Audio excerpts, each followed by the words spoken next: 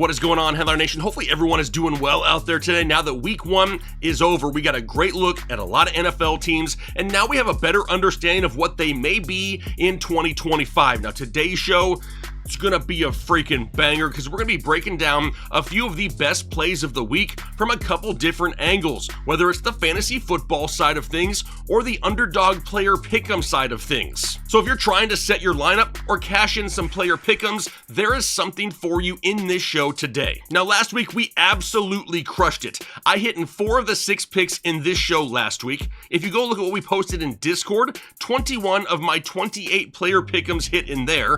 I personally won over $800, and there are winners just flying all over the place in our Discord. Now, I highly recommend you become a member of the channel by hitting the join button just below the video so you can get into our Discord as well. But before we dive into the players, I want to make sure that you're all set up and good to go on Underdog as well. So here's what you got to do. Head over to Underdog Fantasy or download the app. Create a new account using the referral code Headliners when you do so. Now, once you do that, all you got to do is make your initial minimum deposit. They're going to give you some bonus funds in your account right away. They're also going to give you a free player pick'em. Now, that player pick'em they give you, you can pair with one of these players in today's video. We'll be doing these shows all season long, and if the rest of the season is like week 1, it's going to be a great year. And I'm not going to sit here like so many other people would and tell you how great they are. I know I'm not going to hit 100%, but I'm going to use some sound logic, I'm going to use some common sense, and you're going to hear the why as to everything I pick. Now, there's also a set of rules that I follow 100% when I'm doing my sports pick'ems. I'm actually going to have Taylor throw them up on the screen so you can reference them throughout the show. But all right, let's go ahead and dive in. The first player we're talking about this week is Jahmyr Gibbs of the Detroit Lions. So welcome to Fantasy Class. Hit the like button if you haven't already, but we're talking about Jahmyr Gibbs.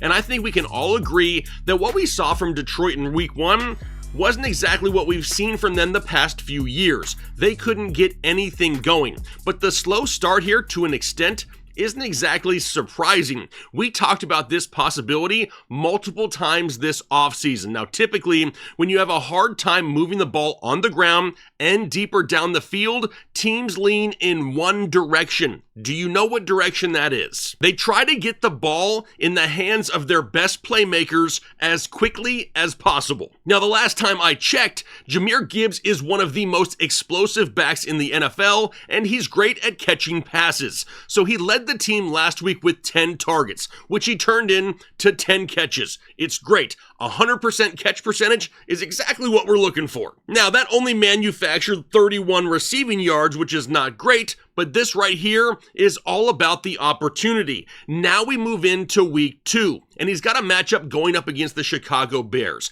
Last week, the Chicago Bears allowed 4 catches for over 50 yards and a touchdown to the running backs of the Minnesota Vikings. Really no reason to think that Jahmyr Gibbs won't be highly involved in the pass catching game once again this week, and the last thing that Detroit wants to do is go down 0-2 on the season and lose their home opener. So let's go ahead and dive into Underdog and see how this can play into our favor. If you pull up Jahmyr Gibbs on Underdog right now and go to his receiving yards, you can drop his line down to 19.5 receiving yards and take the higher at a 0.7x multiplier. Remember, we're using alternate lines with lower multipliers on purpose. Yes, the payout is going to be a little bit lower, but the chance of hitting is so much higher.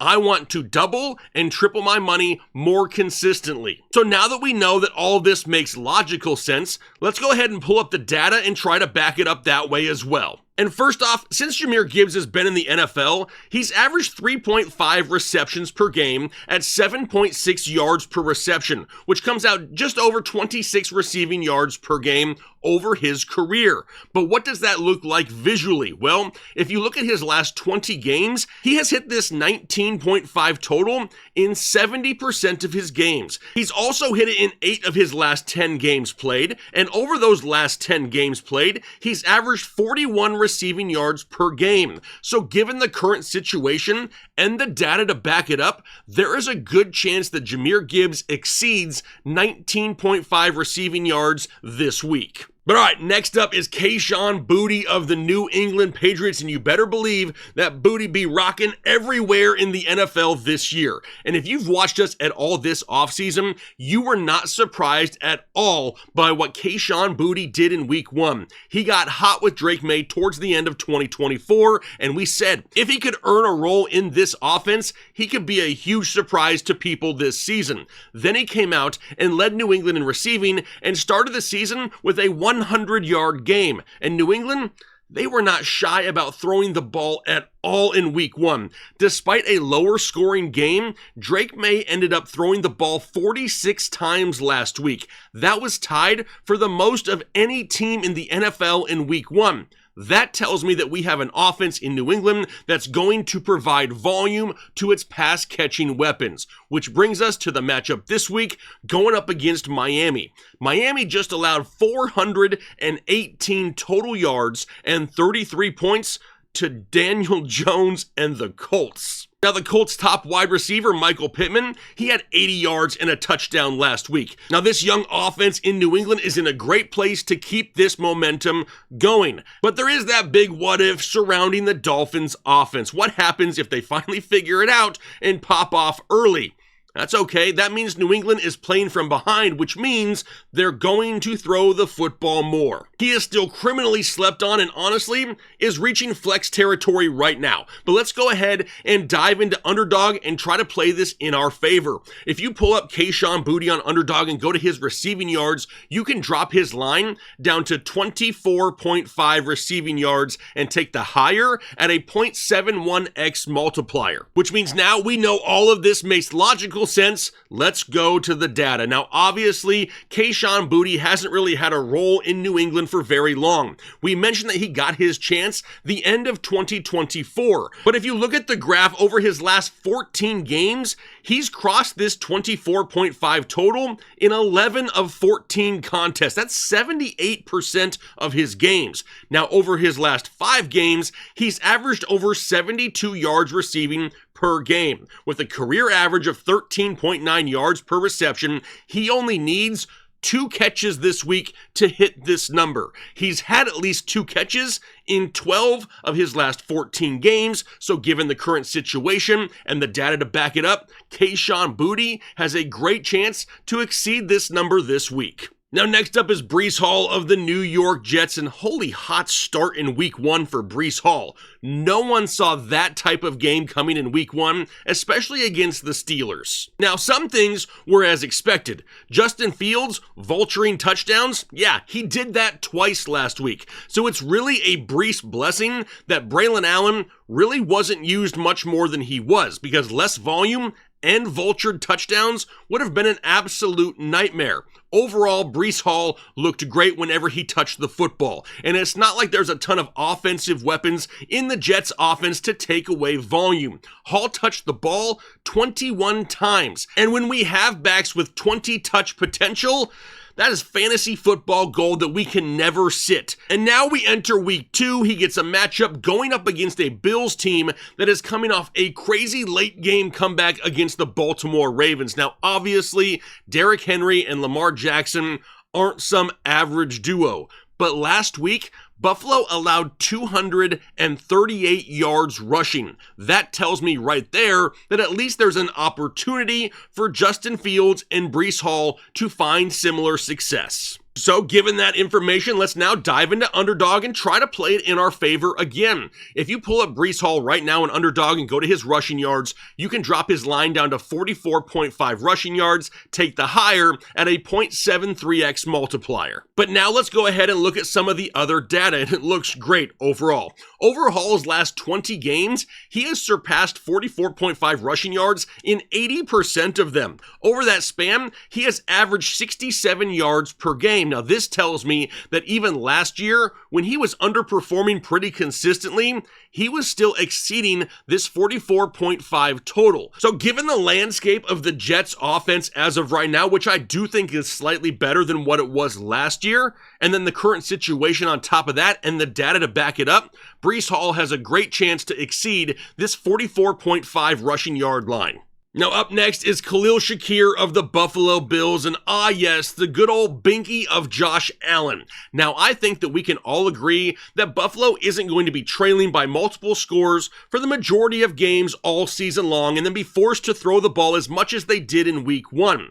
But one thing is for sure, Khalil Shakir is the guy that keeps drives moving in Buffalo. He had 6 catches in week 1. 3 of them went for a first down. His average depth of target was only 9.4 yards, so he wasn't going deep down the field. He was a safety valve and maybe the most trusted one on the team. And it shouldn't be a shock. We saw him when he was healthy last year be the exact same thing. But despite Buffalo adding some pass-catching weapons, we saw it once again in week 1 of this season.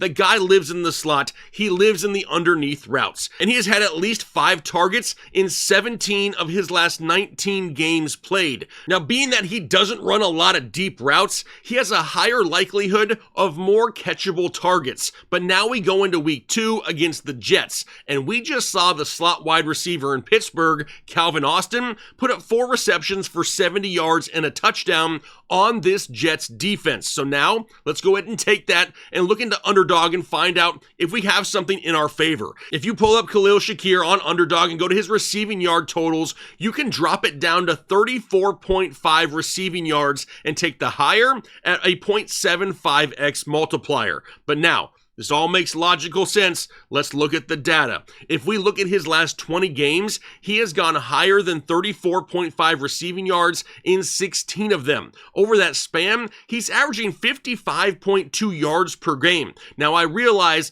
that a lot of you are going to see that big red 17% where it shows he has struggled in the past against the Jets. So I dove into that and tried to find out why. And in their week 6 meeting last year, he was coming off of an injury. He did not play in week 5, so he only played in 26 snaps in week 6. That's 37%. They were easing him back into game speed. Their second matchup was in week 17, and that turned into a 40-14 blowout quickly, and they didn't have to throw the ball very much. In that game, Josh Allen only had 182 yards passing. I think that we can all agree that this Jets team is better than the one last year, and this game has a chance to stay a little bit closer, and that only helps Khalil Shakir. So given the current situation and the data to back it up, there's a great chance that Khalil Shakir can exceed this total this week. But now, let's go ahead and dive into DK Metcalf, and this has everything to do with this being a revenge game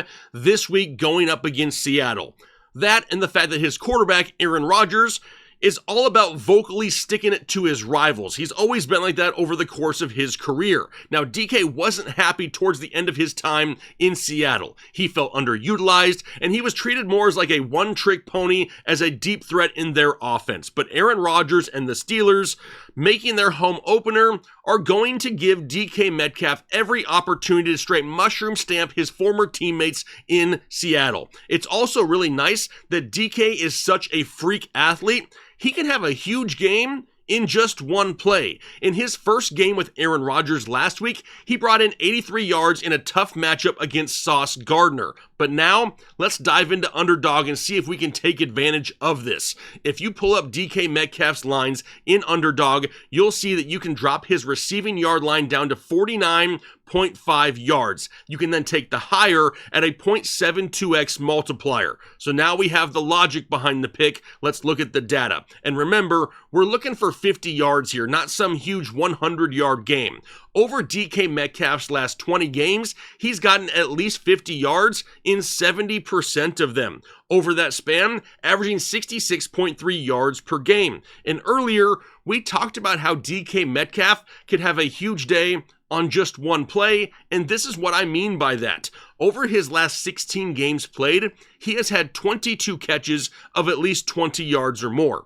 He's had 7 catches of at least 30 yards or more, and he's had 4 catches of 40 yards or more. We could literally be looking at one big play this week to cash DK Metcalf. So given the situation and the data to back it up, I'm pretty pumped to take DK Metcalf here this week. Which means we got one more player to discuss, and it's Pat Freiermuth of the Pittsburgh Steelers. Now, typically, full disclosure, I try to stick to guys who are more involved in their team's offense, so I have a better opportunity of getting volume and hitting these lines. but a player that has a 100% hit rate in something, I just gotta include him in a video like this. Now, when it comes to Patty F, there isn't really a lot to present as a prove it point to you. He's a low volume guy in an offense where he gets an occasional touchdown and averages like 10 yards per reception. But if nothing else, we can say that Arthur Smith likes to use his tight ends, and now they get a matchup this week going up against Seattle, who just allowed multiple touchdowns to the San Francisco tight ends last week. So let's see what we can get in our favor on Underdog. If you go to Pat Freiermuth and look at his reception total, you can drop it down to 1.5 receptions, take the higher at a 0.70x multiplier. And let me show you why I'm interested in this one. Look at the graph. Holy green. It is full on green. Pat Freiermuth has had at least 2 receptions in each of his last 20 games. Over that span, he's averaging just under 4 catches a contest. I don't care if he gets 8 yards this week. I really don't care.